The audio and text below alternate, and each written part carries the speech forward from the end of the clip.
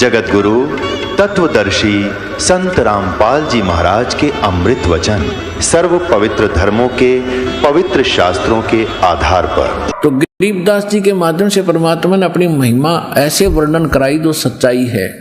गरीबदास जी कहते हैं, गुल भया काशीपुरी अटपटे बैन विहंग, ऐसा अद्भुत ज्ञान बोला करते थे।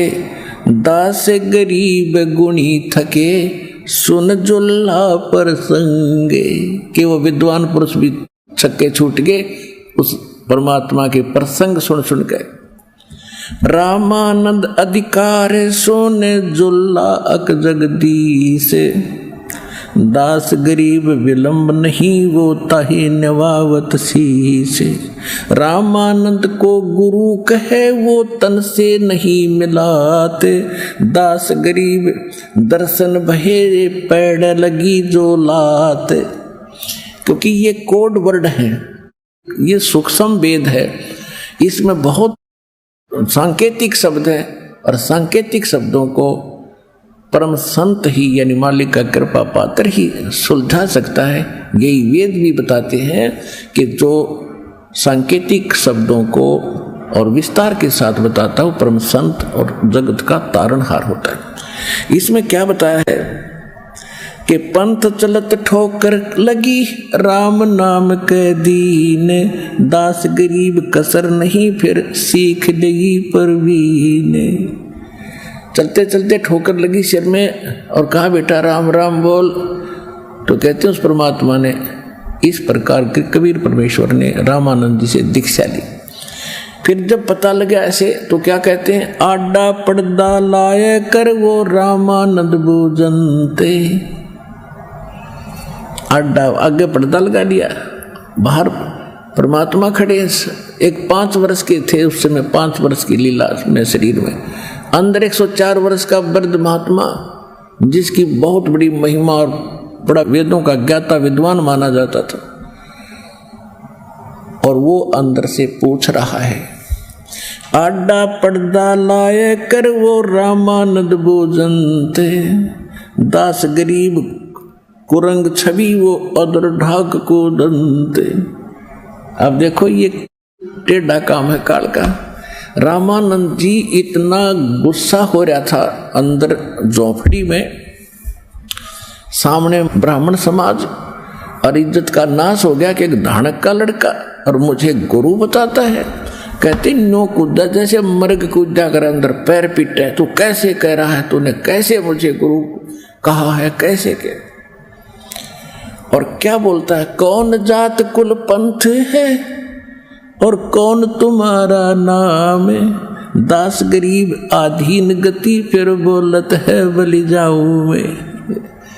अब गरीबदास जी समझ बता रहे हैं कि रामानंद जी ने ये पूछा कि तेरी कौन जात है, तू कौन से पंथ से संबंधित है, तेरा क्या पंथ है, कौन तेरा इष्ट है।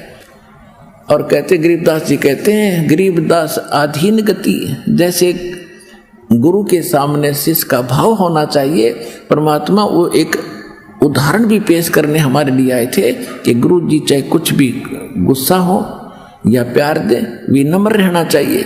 तो क्या कहते हैं कि वो कह रहा है तेरी कौन जात है, तेरा कौन पंथ है, बता मुझे। और वो बड़े आधीनी से भगवान कह रहे हैं, गरीबदास आधीन गति ही बोलत है बलि जाऊं मैं, कि बलिहारी जाऊं उस भगवान पर। कितना विनम्र ढंग से रामानंद जी से पेश आए और फिर क्या बोले, जात हमारी जगत गुरु और परमेश्वर है पंथ, दास गरीब लिखत पढ़े मेरा नाम निरंजन कंत। कि जाति पूछते हो, मैं जगत गुरु हूं, पूरे विश्व को ज्ञान देने वाला। और मेरा पंथ पूछते हो, कौन सा मेरा मार्ग है, मेरा परमेश्वर पंथ है। ओए होए, ईश्वर परमेश्वर 3 पुरुष है, 3 भगवान है। श्रीमद् भगवद गीता अध्याय नंबर 15 के श्लोक 16 और 17 में 3 पुरुष है। पुरुष कहो जैसे सरपुरुष, अक्षर पुरुष, परम अक्षर पुरुष। सरपुरुष ये 21 ब्रह्मांड का स्वामी, ये ब्रह्म है, ये ईश भी कहलाता ईश। और ईश्वर यानी से श्रेष्ठ, वो अक्षर ब्रह्म यानी सात संग ब्रह्मांड का स्वामी है, वो परब्रह्म कहलाता। परब्रह्म एक परब्रह्म है, एक पार ब्रह्म। पार ब्रह्म तो पूर्ण परमात्मा होता है, और परब्रह्म यानी ब्रह्म से नेक्स्ट पर दूसरा, वो सात संग ब्रह्मांड का वो ईश्वर समझो। और परमेश्वर उस ईश्वर से भी परम श्रेष्ठ परमेश्वर, ईश्वरेषु समर्थेषु श्रेष्ठ स परमेश्वर, यानी वो सबसे जो सबका मालिक है, मैं उस पंथ से संबंधित हूं। जात हमारी जगत गुरु और परमेश्वर है पंथे। परम अक्षर ब्रह्म का मार्गदर्शन करने आया हूं मैं। दास गरीब लिखत पड़े मेरा नाम निरंजन कंत। यदि तू वेदों में कहेगा तो मेरा कंत माने दुल्हा स्वामी, मैं वो निरंजन स्वामी हूं। अब यहां भ्रमित ना होना पुण्यात्माओं। निरंजन का अर्थ होता है माया से रहित, यानी परमात्मा ही हो सकता है। ये काल भी अपने आप को, ये डुप्लीकेट है, अपने आप को ये भी निरंजन सिद्ध करता है, इसलिए ये ज्योति निरंजन से प्रसिद्ध हो गया। लेकिन वास्तव में निरंजन का अर्थ होता है परमात्मा लिप्त ना हो माया से, तो केवल एक ही है। बाकी ये ज्योति निरंजन है, और इसको शॉर्टकट में सीधा इसको भी निरंजन कहते हैं। तो निरंजन शब्द सुनकर रामानंद जी दुखी हो गया कि अपने आप को भगवान कहता है और एक जुल्हे का पुत्र। रे बालक सुन दुर्बुद्धि तेरा घटमट तन आकार, दास गरीब दर्द लगा जब हो बोले सर्जनहारे। गरीबदास जी कितनी कलम तोड़ दी मालिक की महिमा गाने में कि रामानंद जी ने परमात्मा को अपशब्द बोले कि रे दुर्बुद्धि, ए मंदबुद्धि के व्यक्ति, और तेरा तो सब कुछ दिखाई देता है, तेरा शरीर है, और तू कहता मैं निरंजन यानी परमात्मा हूं। और देखो हमारी बुद्धि ऐसी थी, ऐसी हमारे धर्म गुरुओं की थी कि जैसे हम विष्णु के पुजारी थे, हम भी, रामानंद जी विष्णु का पुजारी था। भगवान की मूर्ति साथ रखते हैं, विष्णु जी साकार देवता हम मानते हैं, और फिर भी मानते हैं भगवान निराकार है, मानते थे। ऐसे रामानंद जी की दुर्बुद्धि थी, विष्णु का पुजारी है और मानता ये था कि भगवान तो निराकार है, समाधि में उसका प्रकाश देखा जाता है। तो यहाँ इस दृष्टिकोण से परमात्मा को लताड़ रहे हैं कि तेरा सब कुछ तन मन और ये शरीर दिखाई देता, आकार दिखाई देता है दुर्बुद्धि, और तू अपने आप को भगवान कहता है। रे बालक सुन दुर्बुद्धि तेरा घटमट तन आकार, दास गरीब दर्द लगा हो बोले सर्जनहार। कि रामानंद जी को गरीबदास जी कह रहे ये दुख हुआ जो भगवान ने अपने आप को भगवान कह दिया। और फिर क्या अपशब्द बोले, तुम मोमन के पालवा तेरा दुल्हे के गर्भा से, दास गरीब अज्ञान गति एता दृढ़ विश्वास। तो मोमन के घर यानी एक दुल्हा, एक मुसलमान के घर तेरे टुकड़ों पर पल रहा है और तू अपने आप को भगवान कहता है। ए मूर्ख, मान बड़ाई छोड़े कर तुम बोलो बालक बेले, दास गरीब अदमुखी एता तुम गट फेने। रे बालक नीची कला तुम हो बोले ऊंचे, दास गरीब पलक घड़ी खबर नहीं दम कूचे। अब रामानंद जी फिर ज्ञान पर आ गया कि रे एक पल का तेरा भरोसा नहीं, कब मर जाएगा, तू भगवान कहता अपने आप को। अब परमात्मा क्या कहते, मैं के बदन खुलास कर सुन स्वामी परवीने, दास गरीब मनी मरे है मैं आजज अधीने। कि मैं अहंकार नहीं कर रहा हूं और मेरे अंदर अहंकार नाम की चीज नहीं है दाता, लेकिन मैं जो कह रहा हूं ये सारी सत्य है। क्या बोले, मैं अवगत गत से परे और चार वेद से दूर है, दास गरीब दसों दिशा में सकल सिंध भरपूर। मैं तुम्हारे इन चार वेदों में नहीं हूं, यानी इनमें मेरी प्राप्ति नहीं है। परमात्मा कहते हैं वेद मेरा भेद है, वेद मेरी ही महिमा का गुणगान करते हैं, पर मैं ना वेदन के माही और जौन वेद से मैं मिलूं ये वेद जानते नहीं। चारों वेद मेरी ही महिमा का गुणगान करते हैं, लेकिन इनमें वर्णित विधि से मेरी प्राप्ति नहीं है। और जौन वेद से यानी सूक्ष्म वेद से मैं मिलूं, वो वेदों में वर्णन नहीं है उसका। तो वो सूक्ष्म वेद, जिस वेद से भगवान मिले, इस दास को प्राप्त है, गरीबदास को प्राप्त हुआ, उसके बाद दास को मिला है, इसके गूढ़ रहस्य। फिर कहते हैं मैं अवगत गत से पहरे और 4 वेद से दूर, दास गरीब 10 दिशा में सकल सिंध भरपूर, मैं सर्वव्यापक भी हूं। अब जैसे पुण्यात्माओं यहाँ फंसी रही या अड़ी रही अज्ञान कि भगवान अगर एक स्थान पर बैठा है तो सर्वव्यापक कैसे हो सकता है। अब सूर्य एक स्थान पर है और वो सर्वव्यापक है, उसकी उष्णता हमारे तक है। इसी प्रकार परमात्मा जहां भी रहते, किसी स्थान पर रहे, वो उनकी शक्ति पूरे विश्व को कंट्रोल किए हुई है। ऐसे कहते 10 दिशा में सब सकल सिंध भरपूर, पूरे कण कण में मेरी शक्ति विद्यमान है, मेरे से सब कुछ हो रहा है। सकल सिंध भरपूर हूं मैं, खालिक हमरा नाम है। और खालिक मानी सारी सृष्टि का रचने वाला मेरा नाम समझ ले। और गरीब दास ए जाती हूं, तेज कहा बलि जाऊं मैं, कि मैं, मेरा कोई जात नहीं है। और हे स्वामी, हे गुरुजी, आप मेरे गुरु हो और आपने मुझे नीच कहा, कुछ भी कहा, और मैं बलिहारी हूं आपका, लेकिन मेरा कोई जात नहीं है, आजात हूं। जात पात मेरा नहीं, बसती है बिन थाम, दास गरीब अनिन गति, तन मेरा बिन चाम। मेरा शरीर तुम्हारे जैसा नहीं है, इस हाड़ चाम से बना हुआ नहीं है। ए स्वामी सृष्टा में और सृष्टि हमारे तीर, दास गरीब अधर बसू, अवगत सत्य कबीर।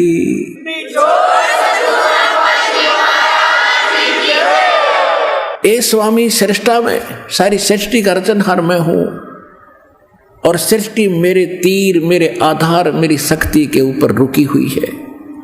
और गरीबदास जी बता रहे हैं कि ऐसे बोले, दास गरीब अधर बसू, ऊपर रहता हूं, अधर में सबसे ऊपर टॉप स्थान पर, अवगत सत्य कबीर। सुन रामानंद राम में, मैं बावन नरसिंह, दास गरीब सर्व कला, मैं ही व्यापक सर्वंग। सब जगह मैं ही हूं। सुन रामानंद राम हम, यानी जो ओरिजिनल राम है वो मैं हूं, और नरसिंह रूप धारण करके मैंने ही उस हिरण्यकशिपु का नाश किया था, और विष्णु रूप धारण करके बच्चे का मन रख दिया था कि विष्णु का पुजारी है, इसका मन डर रहेगा। और भगवान को तो जाने ही नहीं थे, तो इसलिए मालिक ने आज तक भक्ति और आस्था बनाए रखने के लिए स्वयं लीलाएं की, और क्रेडिट इनको ही देता रहा, बच्चों को ही। अब क्या बता रहे हैं, सुन स्वामी सतभाक हूं, झूठ न हमरे रिंचे, दास गरीब हम रूप बिना, ये और शुक्ल प्रपंच। के स्वामी जी सच्ची कह रहा हूं मैं, इतनी भी रिंच यानी रिंचक जरा से भी झूठ ना समझना, और मेरे बिना ये सब बकवाद है सारी, और कोई भगवान नहीं है पृथ्वी पर, संसार में। मैं रोवत हूं सृष्टि को, ये सृष्टि रोवे मोहे, गरीबदास इस योग को समझ न सकता कोई। परमात्मा कहते हैं मैं रोवत हूं सृष्टि को, मेरी भक्ति करो, तुम्हें यहां भी सुख दूंगा और फिर वहां ले जाऊंगा, जहां कभी तुम्हारी मृत्यु नहीं होगी, तुम्हें कोई अभाव नहीं, जहां तुम पहले रहते थे। और ये मुझे खोज रहे हैं, सर्वशक्तिमान, हे सर्व संकट मोचनहार, सारे सुख दियो, सारा दुख दूर करो, और तुम मुझे खोज रहे हो, और मैं कह रहा हूं मैं भगवान हूं, तुम मुझे पहचान नहीं रहे हो। तो हमारे इस वियोग को, हमारे इस विछोह को, बीच के इस अंतर को कौन समझावे। अब ये दास भेज दिया इस अंतर को समझाने के लिए, अब समझा के छोड़ूंगा।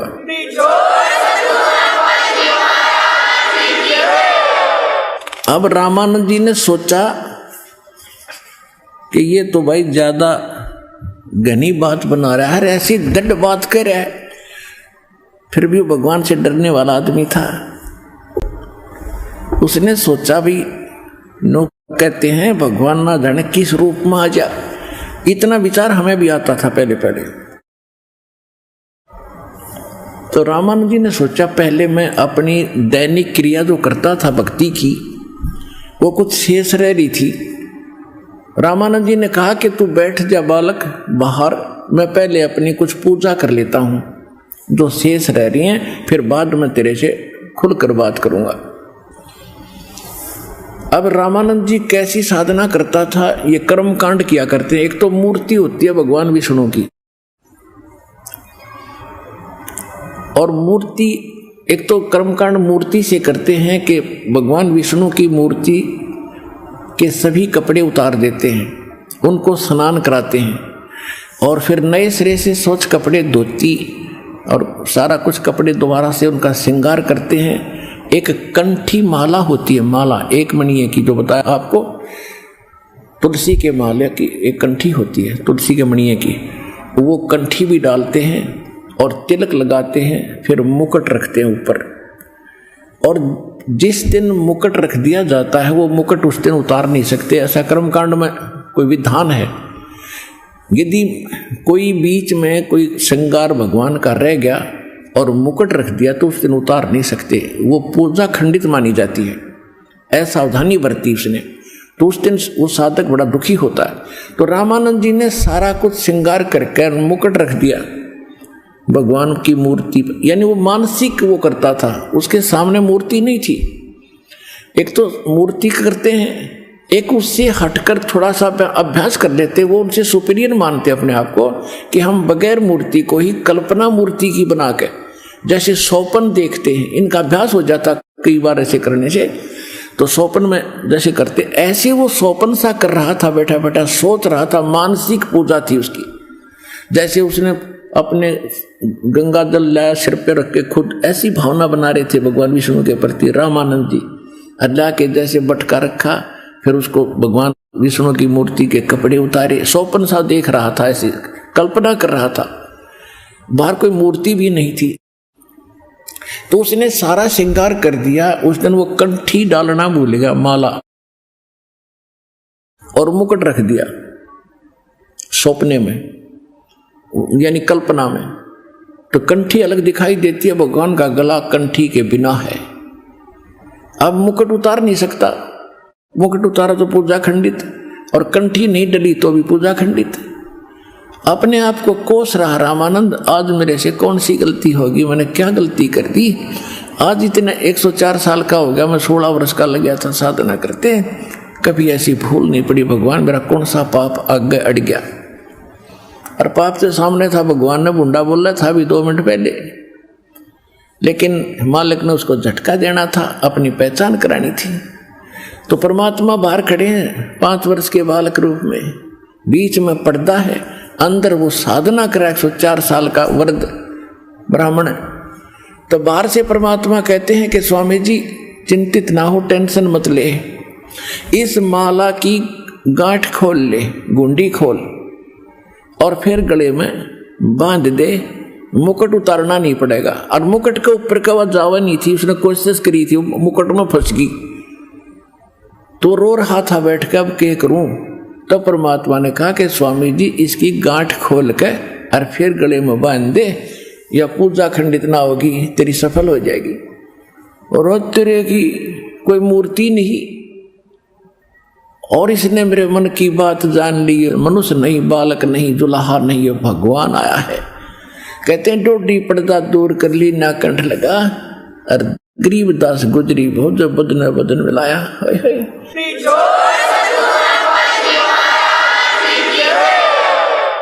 तो पुण्यात्माओं, इसको ब्राह्मण कहते हैं। ब्राह्मण सोए जो ब्रह्म पहचाने, जो भगवान को पहचान ले वो ब्राह्मण है। अब देखो यहाँ ये है वो खेल भक्तों, यानी सूरवीर कौन होता है, ये होते हैं सूरवीर भक्त। एक तरफ तो सारी महिमा 104 साल के वृद्ध और जय जयकार हो रही, ऐसा विद्वान नहीं, ऐसा ब्राह्मण नहीं, और एक सामने सारा ब्राह्मण समाज बैठा, और जो धानक शूद्रों को छूता भी नहीं था, और वो धानक को छू रहा है और सीने से लगा रहा है। तो पुण्यात्मा इसको ब्राह्मण कहते हैं। उस समय उसने समाज नहीं देखा, उसने भगवान देखा जिसके लिए तड़प रहा था, और बाढ़ में जाओ समाज, और सबके सामने उसको सीने से लगा लिया। अब गरीबदास जी कहते हैं गुजरी तो बहुत, उसके मन पर बहुत बड़ी समस्या तो पैदा हुई उसको, जब जुल्हे के बालक को सीने से लगा। पर इसको कहते हैं संत, कहते एक का चोट से धारिया दिन मिलन दाचा। अब क्या बताते हैं, वार्ता सुनाता हूं।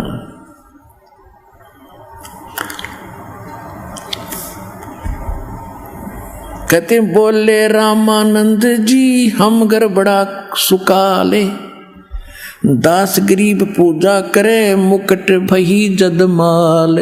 मुकुट में माला फंस गई। परमात्मा बोले सेवा करो संभाल कर, सुन स्वामी सुर ज्ञाने। दास गरीब सिर मुकुट धर माला अटकी आण। स्वामी घुंडी खोल कर फिर माला गल डारे। दास गरीब इस भजन को भाई जान सके कर तारे।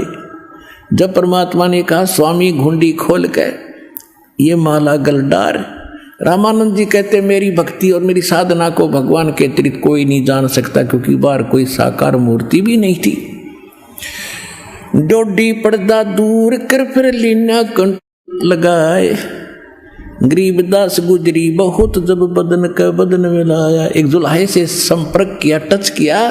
कहते मन में नोटा आवती किए कहेंगे, पर कहने दे नो भी गिर आवती कहने दे, भगवान मिल गया। फिर क्या कहते हैं रामानंद जी, ओए होए, कहते मन की पूजा तुम लखी। मेरे मन की बात में पूजा जो करा था आपने पकड़ ली मेरी बात। और मुकुट माल परवेशे, गरीब दास गति कौन लखे, तेरा कौन वर्ण के भेखे। ओए होए, रामानंद जी कहते हैं कि आपने मेरे मन की बात पकड़ ली, आप परमात्मा हो। अब मेरा यकीन हो गया। लेकिन आपको कैसे कोई परमात्मा माने? आप किस वर्ण में खड़े हो जुल्हे में, और किस वेशभूषा में, धोती कुर्ता बांधे एक बालक खड़ा छोटा सा, आपको कैसे भगवान पहचाने, कौन माने दाता? मन की पूजा तुम लखी ये मुकुट माल परवेश। गरीब दास गति कौन लखे, तेरा कौन वर्ण क्या भेष। अब रामानंद जी क्या कहते हैं, ये तो दीक्षा तुम दी मान ली मन मोरे। गरीब दास तुम कोमल पुरुष और हमरा बदन कठोरे।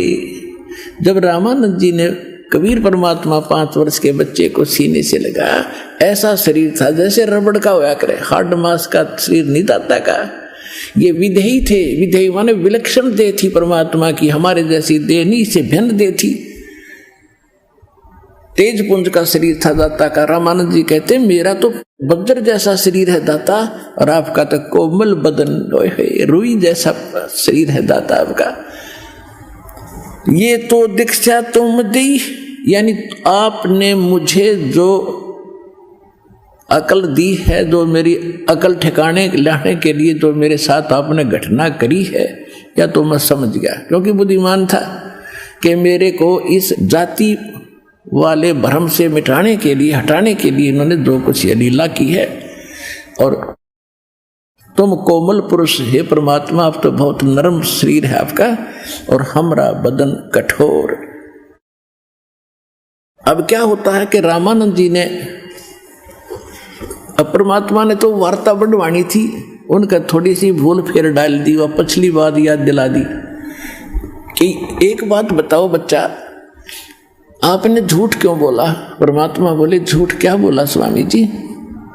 परमात्मा ने हमें एक उदाहरण पेश किया है कि गुरु और शिष्य का कैसा भाव और लगाव होना चाहिए। गुरु के सामने अति अधीन होकर बात करें, परमात्मा तुल्य मान के उनसे व्यवहार करें, स्वयं मालिक होकर के एक गुरु और शिष्य की भूमिका हमारे लिए एक उदाहरण पेश करते हुए कितना प्यार से कह रहे हैं। कहते हैं स्वामी जी मैंने कैसे झूठ बोला कि बेटा आपने कहा कि मैंने तुम्हें दीक्षा दी है। कहाँ जी आपने दीक्षा दी है? कब दी है? एक दिन आप स्नान करने गए थे, मैं पैड़ियों पर लेटा हुआ था, आपकी खड़ाऊ मेरे सिर में चरण पादुका लगी थी, मैं रो रहा था, और आपने कहा था बेटा ना रो, राम राम बोल, राम राम बोले। कि हाँ, उसको याद आया कि भाई वो तो एक छोटा बच्चा था बेटा, क्योंकि 2.5 वर्ष के बालक का रूप था उसमें, और वहां खड़े थे 5 वर्ष के बालक के रूप में। तो 2.5 वर्ष के बालक का और 5 वर्ष के बालक का डबल डिफरेंस होता है हाइट में, शरीर में, बॉडी में। तो वह उसके गले ना उतरे रामानंद जी के। तो परमात्मा ने उसी समय एक अन्य रूप बनाया 2.5 वर्ष के बच्चे का, और एक सेवक की चारपाई थी, उस पर लेट गए। अब देखो स्वामी जी, ऐसा था। अब स्वामी जी ने 6 बार तो 2.5 वर्ष के बच्चे की तरफ देखा, और 6 बार सामने खड़े 5 वर्ष के बालक के रूप में देखा। और थोड़ी सी देर में क्या हुआ, 2.5 वर्ष का बच्चा वहां से उठकर उस 5 वर्ष के बालक में समा गया। रामानंद जी खड़ा रह गया।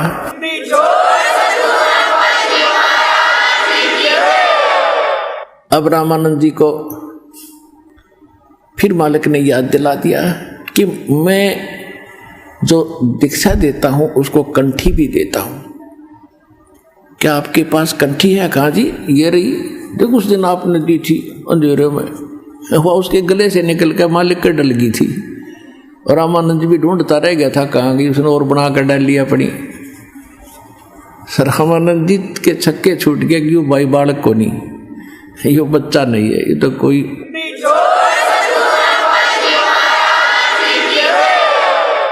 फिर रामानंद जी ने कहा जी मैं तो राम नाम तो नहीं देता किसी को मंत्र रूप में। जैसे पुण्यात्माओं हम सच्चाई बोलते, ये हमारा कोई मंत्र नहीं है, ये नाम जाप नहीं है।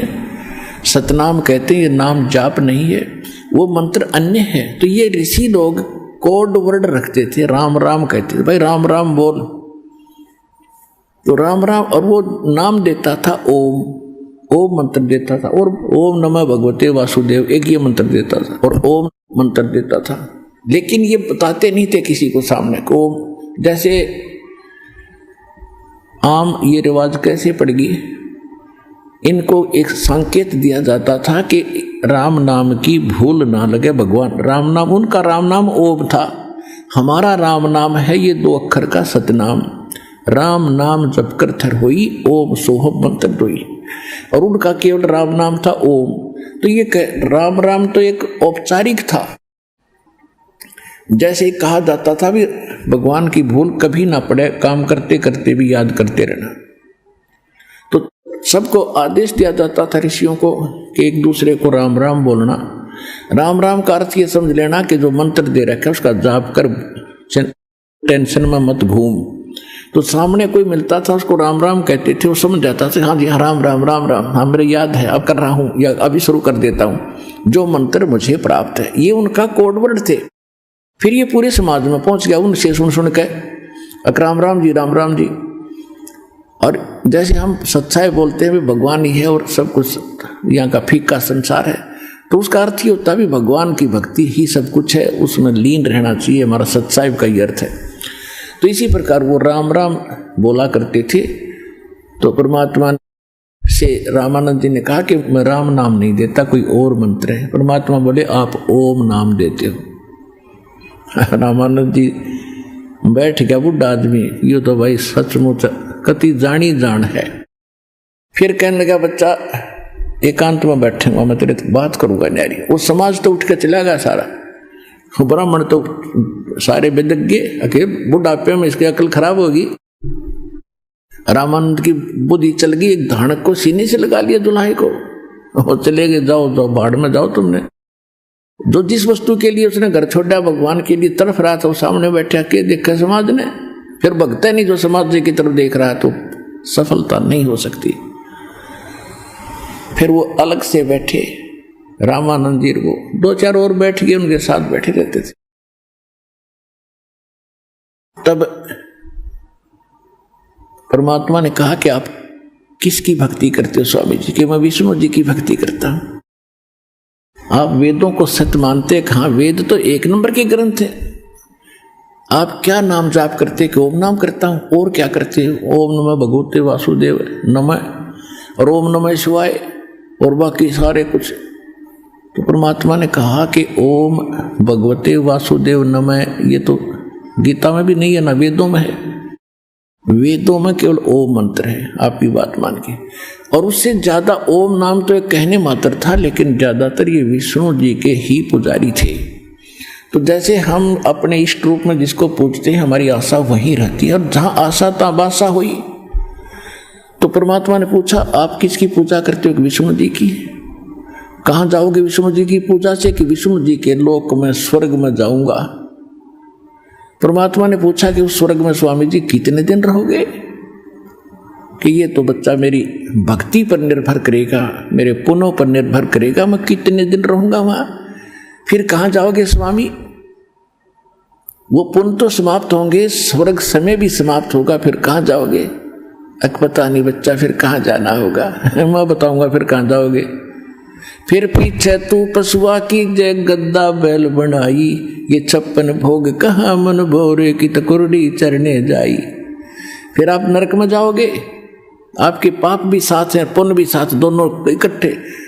पुण्य भी साथ जमा होते हैं और पाप अलग जमा होते हैं, पुण्य अलग। जब पुण्य समाप्त हो जाएंगे, आप स्वर्ग से भी भगा निकाल दिए जाओगे, फिर नरक डाले जाओगे। नरक के बाद 84 लाख योनियों के शरीर में जाओ। इस विधान से वो स्वयं भी परिचित था, क्योंकि विद्वान को समझाना बहुत आसान होता है जब उसकी बुद्धि ठिकाना आ जाता है। तो कहना हाँ बेटा ऐसा ही होगा। फिर खाक भक्ति हुई, और विष्णु भी मरेगा एक दिन, उसकी भी आयु है। देखो कहते हैं, मोती मुक्ता दर्शत नाही, ये जग है सब अंदरे, दिखत के तो नैन चश्मिन को फेरा मोती आवे अंदरे। परमात्मा कहते हैं विष्णु जी भी मरेंगे। कि नहीं, ये तो अजर अमर है, ये तो सर्वेश्वर है। परमात्मा बोले कि आप पुराणों को सत्य मानते, कहाँ परम सत्य है। कि श्री देवी पुराण 3रा स्कंध, उसमें देवी को विष्णु जी स्वयं स्वीकार कहते हैं। 123 पृष्ठ पे सचित्र मोटा टाइप गीता प्रेस गोरखपुर से प्रकाशित। अब जो दास आपको रेफरेंस दे रहा है तो वर्तमान के, उसमें परमात्मा ने अलग से बताया था। उसमें लिखा है कि तुम शुद्ध स्वरूपा हो। विष्णु जी खुद कहते हैं, मैं और शंकर और ब्रह्मा, हमारा तो जन्म और मृत्यु होता है, आप कहते ये अविनाशी है। अब वो तो घोट तो उसने रखी थी, पढ़ रखी थी, कंठस्थ याद थे। क्या लिखा तो ऐसा ही है। फिर ये अजर उम्र कहाँ से लिखा है वो दिखा दो मेरा, जहाँ ये अजर उम्र लिखा हो। लोक वेद सुना है तो आप लोगों को सुनाते हो और नाम लेते हो वेदों, गीता और पुराणों का। अब बुढ़ा आदमी कति छक्के छूट गए उसके, आंडी पाक रहा था, विद्वान पाक रहा था। कहने लगे बच्चा अब क्या करूं? कि मैं बताऊं ऐसे साधना कीजिए। फिर उसके मन में ये आता है, रामानंद जी के मन में, क्योंकि वो अभ्यस्त समाधिस्थ होने का हठ योग करते ये सभी, और समाधि लगाने की चेष्टा करते हैं। कहता बच्चा मैं समाधिस्थ होता हूं ना, मेरी सुरती बहुत दूर तक जाती है। परमात्मा बोले भाई, कहते योग युक्त प्राणायाम कर, जीत्या सकल शरीर, त्रिवेणी के घाट में वो अटक रहे बलवीर। गरीबदास जी ने लिखा है अपनी वाणी में कि योग युगत और प्राणायाम आदि करके उसने शरीर को साध रखा था और समाधिस्थ होकर के ऊपर जाता था, पर त्रिवेणी के घाट पर वहां अटक रहा बलवीर। कि ये अपने आप को महान मानता था। उस आगे जाके त्रिकुटी के पार जाके, त्रिकुटी पर जाकर 3 रास्ते बन जाते हैं, उसको त्रिवेणी बोलते हैं। एक त्रिवेणी तो अलग है, जैसे ईला और पिघला जाकर मिलती है, उसको भी ये त्रिवेणी कहते हैं। वो नहीं, ऊपर जाके त्रिवेणी के घाट में, तो वहां जाके रामानंद परमात्मा ने कहा कि समाधि लगाओ, देखो कहां तक जाते हो। अब जो ही उन्हें समाधि लगाई, वो तो व्यस्त था, वहां पहुंच गए जहां तक वो डेली धक्के खा आया करता ऊपर समाधि में। सातवां भगवान उसी रूप में, छोटे बालक रूप में वहां बैठे जाके। अब परमात्मा ने कहा इससे आगे कहां जाओगे? कहा पता नहीं कहां जाऊंगा। ये 3 रास्ते हैं। जब आपकी मृत्यु होगी, ये सामने वाला तो ब्रह्मरंध्र है, ये तुम्हारे इस ओम नाम से और इस और अन्य मंत्रों से नहीं खुल सकता। वो मेरे पास है, वो चाबी इसके खोलने की, सतनाम है, उससे खुलेगा ये। और इधर ये रास्ता ही तुम्हारे उन ब्रह्मा विष्णु महेश के लोक को जाता है। जिस समय आपकी मृत्यु होगी उस समय सबसे पहले आप धर्मराज के पास जाओगे। धर्मराज आपको जाते ही, क्योंकि आप विष्णु के पुजारी हो, आपको विष्णु लोक में भेज देगा। आप विष्णु लोक में चले जाओगे, वहां पुण्य समाप्त होने के बाद फिर नरक में जाओगे। ये तुम्हारी स्थिति है। और वो रास्ता आगे जाना है, ऊपर को जाना, ब्रह्मरंध्र खोल के आगे चलेंगे। ये तुम्हारे किसी मंत्र से नहीं खुलेगा। मेरे पास वो ओरिजिनल मंत्र है जिससे ये खुलेगा। खोल के दिखाऊं? परमात्मा ने एक लीला की सिमरण किया कि मैं सुमन करता हूं उस सतनाम का। वो एकदम सामने एकदम ऐसे पटाख जैसी गेट खुल गया।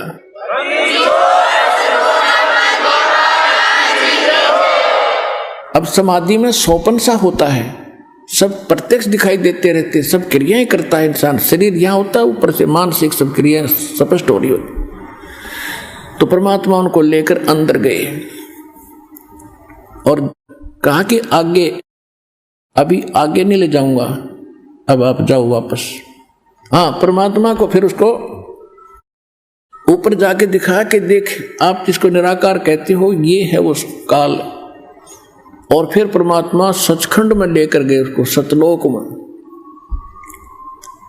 ब्रह्मा विष्णु महेश की सतिथि दिखाकर जैसे सब महापुरुषों को लेकर गए और काल को साकार दिखाया कि तुम इसको निराकार बताते हो, ये बैठा तुम्हारा निरंजन, ये वास्तविक निरंजन नहीं है, डुप्लीकेट निरंजन है ये।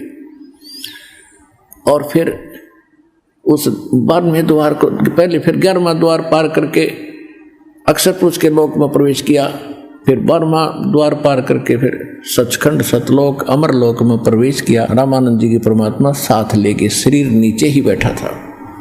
ऊपर जाके दिखाए वो सारे वास्तविक स्वर्ग, जिसको रियल हेवन, ये है वास्तविक स्वर्ग, वो नकली स्वर्ग है तुम्हारे सारे।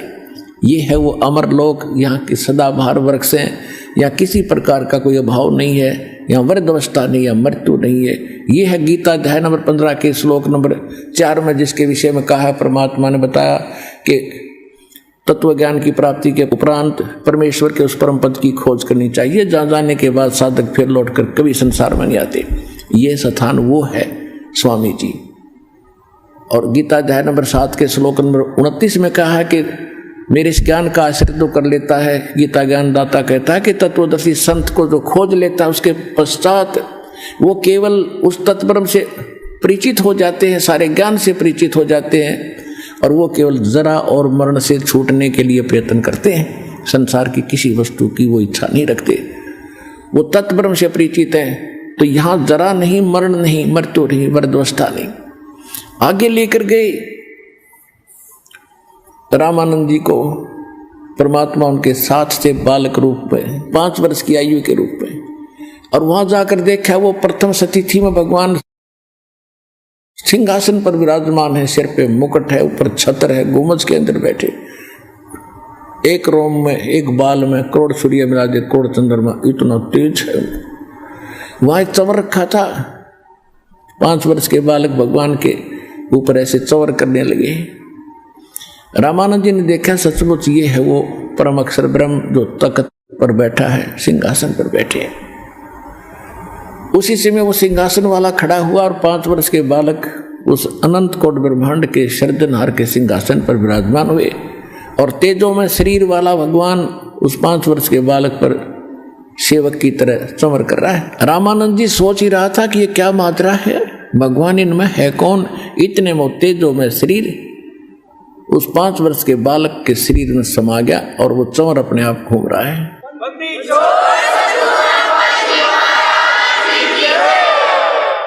और परमात्मा को 5 वर्ष के बालक का नूर उतना ही हो गया जैसे एक रोम में करोड़ सूर्य विराजे, करोड़ चंद्रमा, इतना नूर हो गया उनका।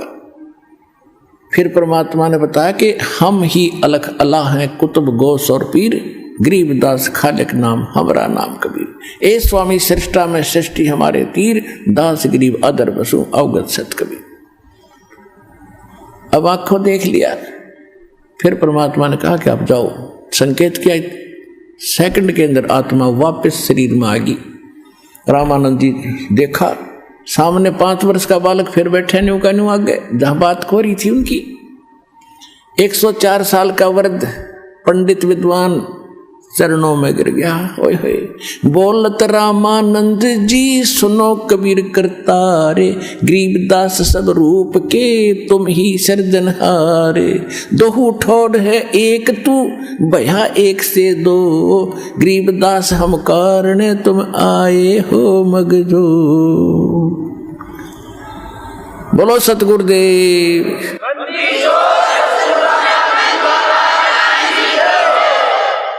तो हमारे जो भगवान हैं ये पूर्ण परमात्मा सतपुरुष कबीर साहब हैं। अभी हमें लाल की पहचान नहीं थी पुण्यात्माओं, अब आपको लाल की पहचान करा दी है और समझा है तो सिर धर पाओ और भौर नहीं रहे सदा। बोलो सतगुरुदेव।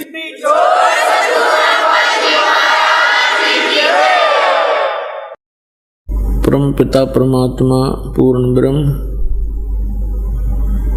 सर्व सृष्टि रचनहार कुल मालिक कबीर परमेश्वर जी की असीम कृपा से आप सभी पुण्यात्माएं सत्संग सुन रहे हैं। परमात्मा की रजा के बिना ये शुभ संदेश आप तक नहीं पहुंच सकता, क्योंकि इस काल भगवान ने जिसके लोक में हम रह रहे हैं, इसने वो सब अपने अस्त्र शस्त्र प्रयोग कर रखे हैं जिससे हम परमात्मा से दूर रहें, परमात्मा की भक्ति हम ना करें। बाकी कुछ भी करो उसमें बड़ा प्रसन्न रहता है ये मन। मन कौन है? ये काल है, ज्योत निरंजन है, ये उसका एजेंट समझो। ये नहीं चाहता कि ये आत्मा कल्याण करवा जा, ये चाहता है कि ये कोरी बकवाद करे, इन खिलौनों से खेलता हुआ अपना मनुष्य जीवन व्यर्थ कर जाए। बस फिर 83 लाख प्रकार के इन प्राणियों की योनियों में जाने के बाद फिर इस जीव का काल को डर समाप्त हो जाता है कि अब ये कुछ नहीं कर सकता। केवल मनुष्य जीवन के अंदर ही ये परमात्मा की शुद्ध कर सकता है, साधु संत की शरण में जाकर के ये कल्याण करा सकता है।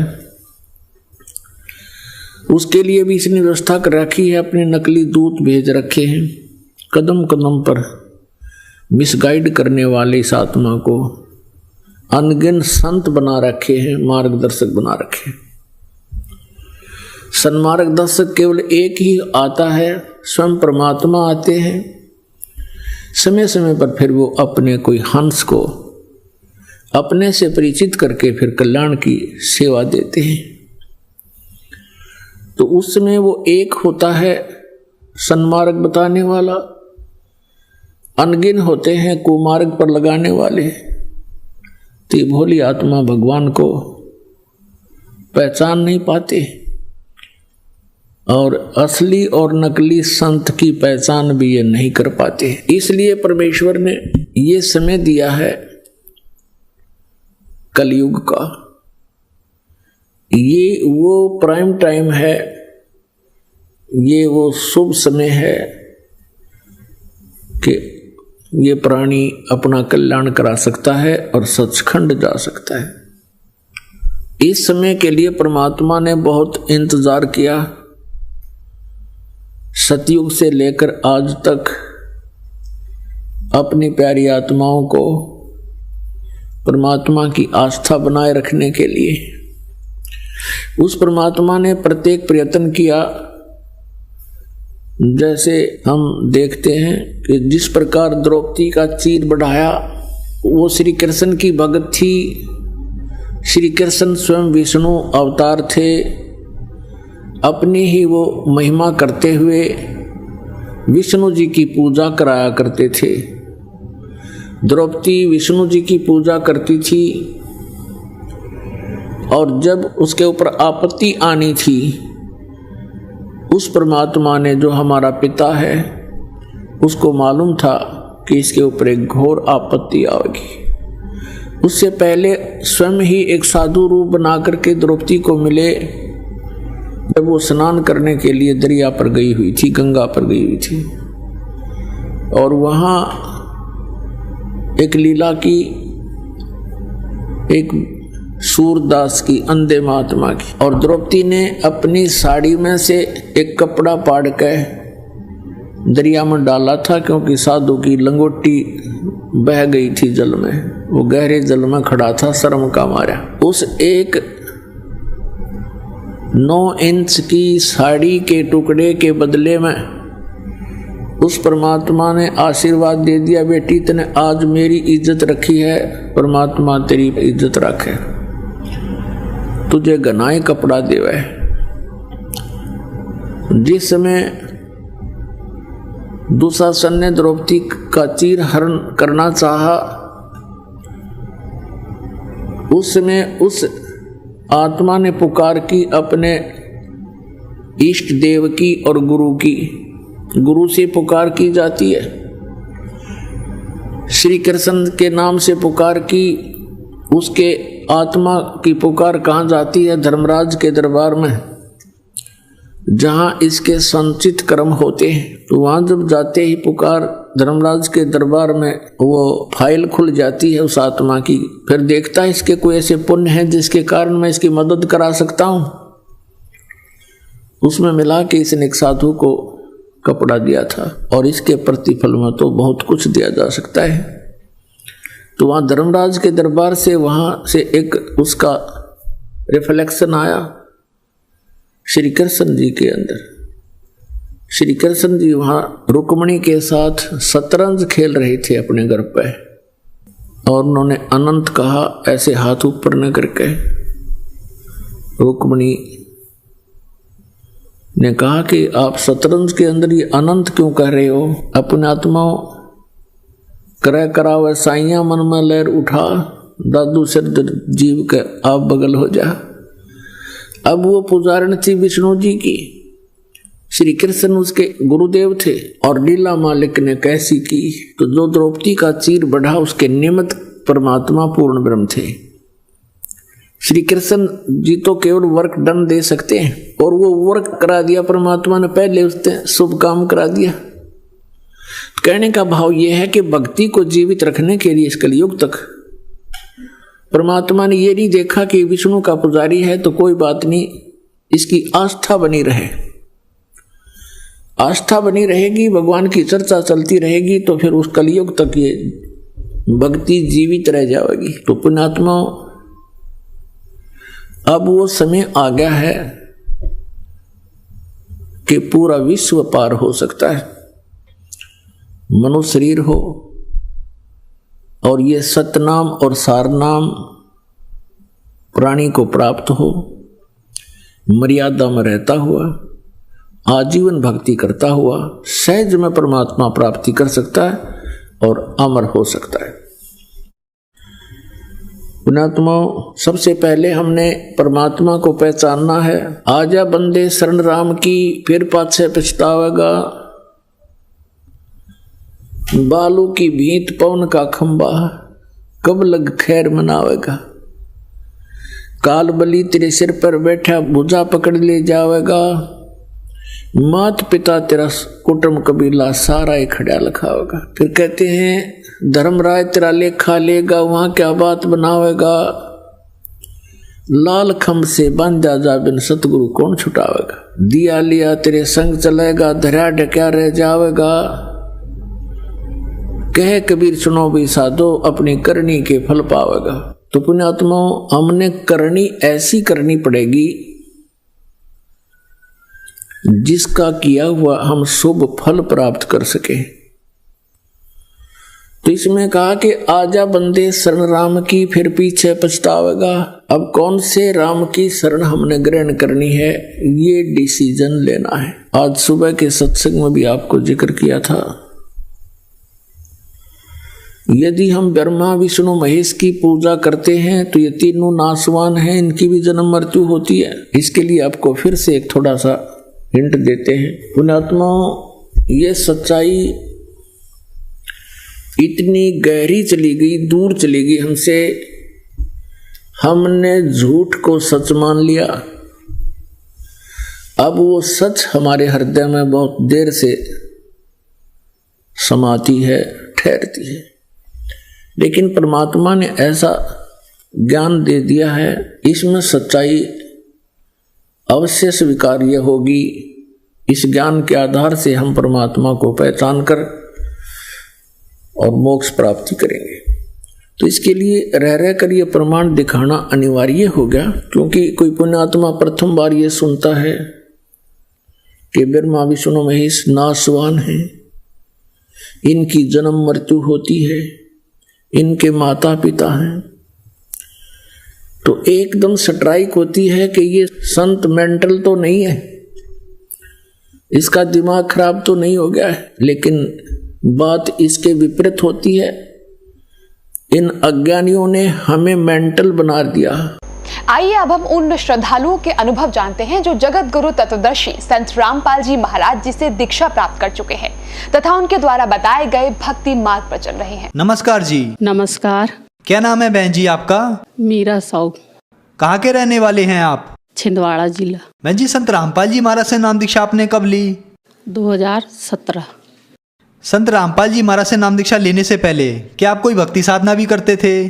ब्रह्मा विष्णु महेश हनुमान जी की भक्ति करते थे, दुर्गा जी की भक्ति करते थे और घर के देवी देवता की भक्ति करते थे। हम पे इतनी बड़ी उपदे आई थी कि हमको अल्सर हो गया था, इतना अल्सर हो गया था कि 3 साल से हम बहुत परेशान थे और हमारे भगत जी को भी लीवर पीलिया हो गया था। तो हम 2 ही जने बहुत परेशान थे, इतने परेशान थे हम बाबा बैरागी पास जाते थे और मंदिर मस्जिद सब जगह जाते थे और बाबा बैरागी मंदिर और दुनिया में जाके घूम के फिरते थे। हम समझ लो महीने की 10,000 की दवा खाते थे। 10,000 की दवा खाने के बाद में हमको भी जब तक आराम मिलता था जब तक हम खाते थे, उसके बाद में फिर जहाँ की वहाँ। तो अब हम गरीब आदमी कहाँ तक दवा खाएंगे, तो हमने एक बाबा ऐसे चुने कि वहाँ जाते थे। तो वहाँ भी परिहार ऐसे करते थे, 10-10 हज़ार रुपये मांगते थे। तो हम क्या करें 10,000 को, फिर हमने कही कहाँ जाएँ हमने कि मालिक ऐसे जगह ढूंढो हमको कि कम से कम हम कहीं भी पार लग जाए, या तो उठा लो मालिक हमको दुनिया से, या तो हमको कहीं पार लगा दो। तो हम ऐसे में बहुत घबराने लग गए। तो अब ज़्यादा ही बीमार पड़ने लगे भगत जी। अब ज़्यादा बीमार पड़ने से फिर हम क्या हो गए, एकदम टेंशन धर ली। तो हमने टेंशन धर ली तो हमको अल्सर हो गया। अल्सर होने के बाद में फिर हमारे भगत जी ने 3 साल में तो 3 लाख रुपये लगाए। 3 लाख रुपये लगाने के बाद में भी फिर भी अभी कुछ भी समझ में नहीं आया। तो फिर एक बार हमारे मोहल्ले में बाई बोलने वाली, बेटा नागपुर चल जाए, एक बार नागपुर से इलाज करवा ली। तो हम गए वहाँ नागपुर में 5,000 रुपये ले गए, बांध के इलाज करवाए वहाँ पे। तो मशीन डाले उनने हमारे गले में, तो मशीन डाले तो एकदम मेरी आँख ही नटेर गई। आँख ही नटेरने के बाद में फिर मेरे को थोड़ी सी तसल्ली आई। फिर हमने आए तो वहाँ बिस्तर में पलंग में सोए। दोनों डॉक्टर ने बोले कि इसको घर ले जाओ, इसकी सेवा चक्कर जो बने आपसे जो बने सो करो, खिलाओ पिलाओ इसको जो भी खिलाना है। तो हमारे यहाँ बच्चे लोग को बताए तो सब रोने गाने लग गए। बच्चे कहने लगे कि मम्मी घबराओ नहीं, हम तो है सब कोई तुम्हारे साथ में, भगवान है अपने साथ में। फिर हमने कही ठीक है बेटा। इतनी सी 1 कटोरी दलिया भी नहीं पी पाते थे और पानी और खाना तो हम तो खा ही नहीं सकते थे भगत जी। खाना खाने के बाद में ऐसा लगता था कि गड़ रहा है अंदर टेटुआ में, कुछ बड़े बड़े छाले हो गए थे। हमने कि अब क्या करें। बहन जी, आपने बताया कि आप ब्रह्मा विष्णु शिव जी की पूजा करती थी, देवी देवताओं में आपकी बहुत गहरी आस्था थी। इस भक्ति साधना से आपको कोई लाभ नहीं मिला, तो फिर संत रामपाल जी महाराज के बारे में आपको कैसे पता लगा? हम गए छिंदवाड़ा से सास के घर झांसी, तो हमको गाड़ी में मिले एक संत रामपाल जी के शिष्य। फिर उनने संध्या आरती लगाई भगत जी। संध्या आरती लगाई तो हम बहुत बार आते जाते थे झांसी से, हमारा ससुराल ही है वहाँ का झांसी का। तो हमने कही ये आरती तो हमने बहुत बार सुनी है। तो हमने हमारा आरती होने के बाद में फिर हमने बोले कि भैया ये आरती हमको भी दे दो। तो बोले बेटा ये आरती ऐसी नहीं मिलती। तो हमने कि कैसी मिलेगी? तो बोले इसको गुरु दक्षिणा लेना पड़ता है। तो हमने कि हमारे गुरु तो है। तो नहीं बेटा, बोले ये गुरु लोकल होते हैं। बोले तो हमने कि लोकल गुरु कैसे होते हैं, असली गुरु कैसे होते? तो बेटा बोले आप एक बार बैतुल आई है। बोले तो हमने कही ठीक है आएंगे। तो बोले आप कहाँ जा रहे? तो हमने कि हमारी बुआ सास को कैंसर हो गया, तो वहाँ जा रहे देखने, तो बोले आपकी भी तो हालत उतरी है। तो हमने कि हमको अल्सर हो गया और हमारे भगत जी को पीलिया लीवर हो गए, तो हम दवा लेने जा रहे हैं। तो उनने भगत जी ने बोले कि बेटा एक काम करो, आप झल्ली से झल्ली बैतुल आई है बोले, और गुरु दक्षिणा लेके नाम संत रामपाल के दक्षिणा लेके आप उद्धार हो जाइए। तो हमने कही ठीक है आएंगे। तो हमने कि हमारे रिश्तेदार तो कोई रहते ही नहीं बैतुल में, हम क्या करें वहाँ से आके। तो बोले हम तो है आपके रिश्तेदार, आ तो हमने कि आपका नंबर दे दो। तो हमारी बेटी भी है थी बड़ी वाली, तो बोले ये ज्ञान पुस्तक ले लो, बोले ज्ञान गंगा इसको पढ़ा कर। तो भगत जी हमने कि हम तो पढ़े नहीं है भाई साहब, हम कैसे पढ़ेंगे। तो बोले कोई भी तो पढ़े होंगे। तो हमने कि ठीक है। तो हमने बिटिया से बोली कि बेटा ले लो। तो बड़ी बिटिया बोलने लगी ले लो मम्मी बोले। तो हमने पुस्तक ला के रख ली, हमने उनसे नंबर सब लेके तैयार कर ली।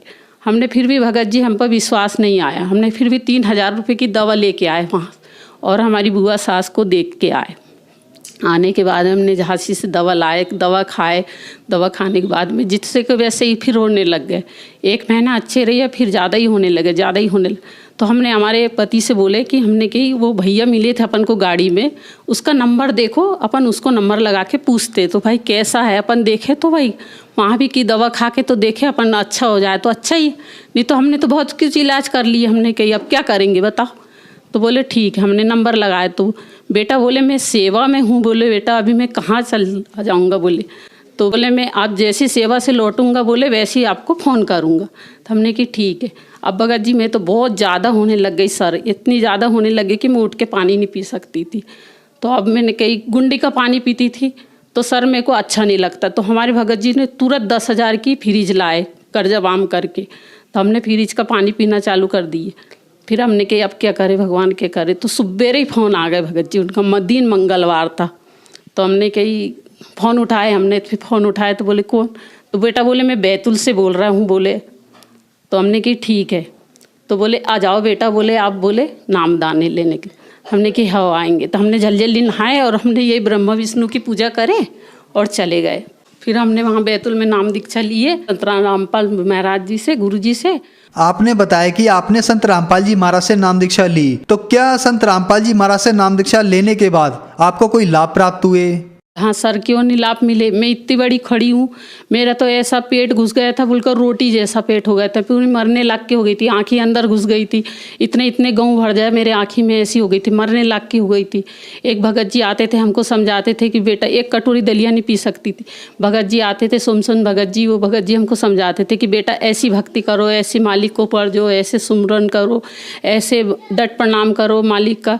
तो मैं कहती कि हाँ भगत जी करेंगे। हमारे घर आते थे डेली भगत जी, 1 घंटा 1.5 घंटा रोज बैठते थे। आज हूँ मालिक की दया से कि मैं आज दुनिया देख रही हूँ। बिगर ऑपरेशन का ठीक हो गई हूँ मैं, मेरे पति का भी ठीक हो गया, मेरा भी ठीक हो गया। जो 10,000 की दवा खाती थी तो वो आज मालिक के द्वार से मैं संत रामपाल गुरु जी के परिवार से मैं सब अच्छी हूँ मालिक की दया से। बहन जी संत रामपाल जी महाराज से नाम दीक्षा लेने के बाद आपको बहुत सारे लाभ प्राप्त हुए, तो जो भगत समाज आज आपको देख रहा है और जो लोग दुखी हैं उनको आप क्या संदेश देना चाहेंगी? क्या वो भी संत रामपाल जी महाराज से नाम दीक्षा लेने के बाद ठीक हो सकते हैं?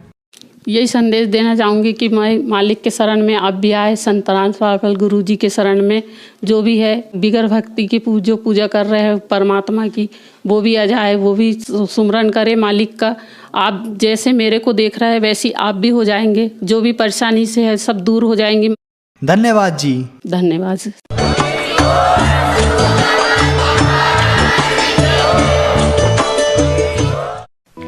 आप सुन रहे थे जगत गुरु तत्वदर्शी संत रामपाल जी महाराज के मंगल प्रवचन।